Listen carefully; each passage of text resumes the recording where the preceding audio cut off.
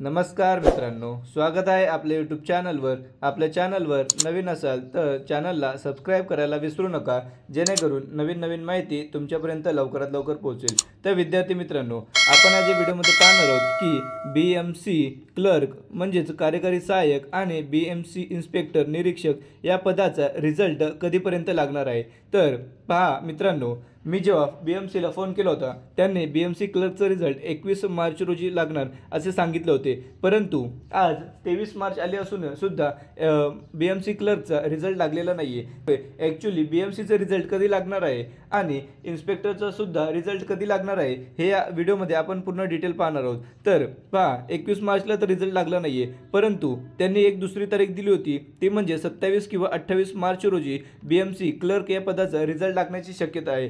आणि का या तारखेला रिझल्ट लागू शकतो, कारण की पहा, मागील 25 फेब्रुवारी या दिवशी BMCची एक PDF प्रसिद्ध केली होती। त्या PDFमध्ये कोणत्या विद्यार्थ्यांना किती मार्क मिळालेले आहेत, आफ्टर नॉर्मलायझेशन किती मार्क आहेत, हे ते सर्व PDFमध्ये होतं। त्याच्यामुळे आता या तारखेला जवळपास 1 महिना होणार आहे, म्हणजेच पुढील 2 दिवसात 25 मार्चला 1 महिना संपणार आहे। त्याच्यामुळे ह्या प्रोसेससाठी जवळपास 1 महिना लागतो। त्यामुळे आता 27-28 तारखेला BMC क्लर्क या पदाचा रिझल्ट लागण्याची शक्यता आहे आणि त्यांनी हीच तारीख दिलेली आहे। परंतु या तारखेला जर रिझल्ट लागला नाही तर तो एप्रिलच्या 5 तारखेपर्यंत रिझल्ट लागण्याची शक्यता आहे। परंतु माझ्या अंदाजानुसार तरी 27-28 मार्चपर्यंत BMC क्लर्कचा रिझल्ट लागण्याची शक्यता आहे। त्यानंतर BMC इन्स्पेक्टर या पदाचा रिझल्ट कधी लागू शकतो, तर पहा, आधी BMC क्लर्कचा रिझल्ट लागणार आहे, त्याच्यानंतरच BMC इन्स्पेक्टरचा रिझल्ट लागणार आहे। त्याच्यामुळे BMC क्लर्कचा रिझल्ट लागल्यानंतर 10 ते 12 दिवसांमध्ये BMC इन्स्पेक्टरचा रिझल्ट लागणार आहे। परंतु अंदाजित जर तारीख तुम्हाला सांगितली तर BMC इन्स्पेक्टर या पदासाठी 11 मार्च 2025 रोजी BMCने एक PDF जाहिरात केली होती, तीच BMC क्लर्क सारखीच होती। त्यामध्ये कोणत्या विद्यार्थ्यांना आफ्टर नॉर्मलायझेशन किती मार्क मिळालेले आहेत हे सर्व त्या PDF दिलेले होते। त्याच्यामुळे ती PDF जर 11 मार्च 2025 रोजी आली असेल तर पहा, जवळपास 1 महिन्यानंतर म्हणजेच 10 ते 12 एप्रिलपर्यंत आपल्याला इन्स्पेक्टर या पदाचा रिझल्ट लागण्याची शक्यता आहे। त्याचप्रमाणे आता बरेच विद्यार्थी मेसेज करून विचारत आहेत की सर एक्सपेक्टेड कट ऑफ किती लागू शकतो, तर ते सुद्धा आपण या व्हिडिओमध्ये पाहणार आहोत की दोन्ही पदासाठी एक्सपेक्टेड कट ऑफ किती लागू शकतो। आणि त्याचप्रमाणे बरेच विद्यार्थी विचारत आहेत की BMC मध्ये ऑप्टिंग आउट आलेलं आहे का, तर पहा विद्यार्थी मित्रांनो, अजूनही BMC मध्ये ऑप्टिंग आउटबद्दल कोणतीही नोटिफिकेशन आलेलं नाही आहे। त्याच्यामुळे अद्याप ऑप्टिंग आउट नाही आहे, परंतु ऑप्टिंग आउट असता तर आपल्याला काय फायदा झाला असता, तर पहा, MPSC क्लर्क यांच्यामध्ये जवळपास 7000 विद्यार्थ्यांचं सिलेक्शन झालेलं आहे। त्याचप्रमाणे MPSC महसूल, मुंबई पोलीस इन्स्पेक्टर, कारागृह या पदांचेही सुद्धा रिझल्ट लागलेले आहेत। त्याच्यामुळे ते विद्यार्थ्यांनी तिथे जॉईनिंग केलं असल्यामुळे ते BMC क्लर्क या पदासाठी जॉईनिंग करणार नाही आहेत। त्याच्यामुळे जर BMC मध्ये ऑप्टिंग आउट ही प्रोसेस आली तर या विद्यार्थ्यांचं सिलेक्शन तिथं झालं आहे, त्याच्यामुळे त्यांच्या जागेवर दुसऱ्या विद्यार्थ्यांनाही चान्स मिळणार आहे। त्याच्यामुळे BMC मध्ये सुद्धा ऑप्टिंग आउट आलं पाहिजे होतं, परंतु अद्याप त्याबद्दल कोणतीही चर्चा नाही आहे।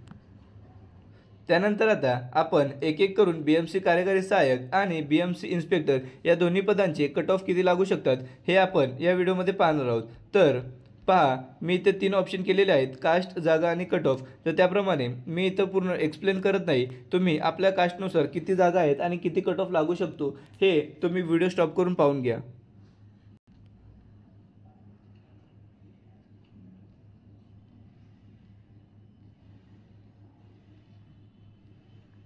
यानंतर आपण BMC इन्स्पेक्टर या पदाचा सुद्धा कट ऑफ किती लागू शकतो हे आपण या व्हिडिओमध्ये पुढे दाखवणार आहोत।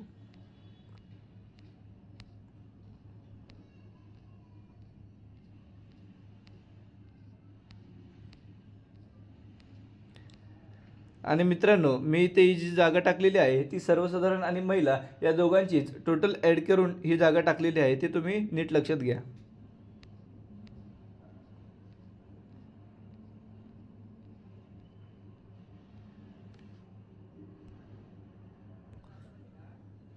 तर मित्रांनो, येथे आपण आता BMC इन्स्पेक्टर या पदाचा कट ऑफ किती लागू शकतो हे पाहणार आहोत।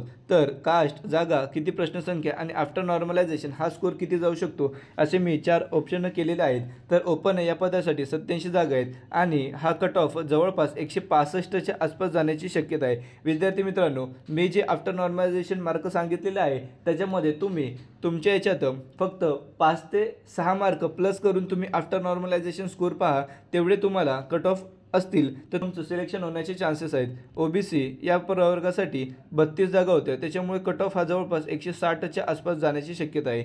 EWS याचा कट ऑफ 152-53 जाण्याची शक्यता आहे. SC-BCसाठी सुद्धा 150 ते 152 कट ऑफ जाण्याची शक्यता आहे.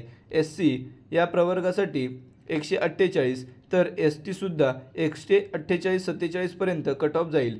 VJNT या प्रवर्गासाठी फक्त 3 जागा होत्या, त्याच्यामुळे याचा कट ऑफ सुद्धा 150च्या आसपास जाण्याची शक्यता आहे. NTB याचा कट ऑफ सुद्धा 148 ते 150 जाईल. त्याचप्रमाणे आपण एवढे कट ऑफ सांगितलेले आहेत. बाकी सर्व अपडेट जर तुम्हाला पाहायचे असतील तर आपलं टेलिग्राम चॅनलला जॉईन करायला विसरू नका. आपल्या टेलिग्राम चॅनलची लिंक तुम्हाला कुठे मिळणार आहे, तर आपल्या डिस्क्रिप्शन बॉक्समध्ये सुद्धा तुम्हाला आपल्या टेलिग्राम चॅनलची लिंक मिळणार आहे. त्याचप्रमाणे जर तुम्हाला तुम्ही टेलिग्रामला जाऊन स्पर्धा परीक्षा अपडेट विथ शुभम असं तुम्ही तिथे टाईप केलं तर तुम्हाला मी अधिकारी असा लोगो येईल, त्याच्यावर तुम्ही जॉईन करायला विसरू नका. येणाऱ्या आगामी भरतीचे सर्व जाहिराती, त्याचप्रमाणे BMC कार्यकारी सहाय्यक, BMC इन्स्पेक्टर यांच्या सर्वांचे रिझल्टचे अपडेट तुम्हाला टेलिग्राम चॅनलला पाहायला मिळणार आहेत. त्याच्यामुळे आपल्या टेलिग्राम चॅनलला जॉईन व्हायला तुम्ही विसरू नका. व्हिडिओ आवडल्यास व्हिडिओला लाईक, शेअर आणि सबस्क्राईब करायला विसरू नका. धन्यवाद.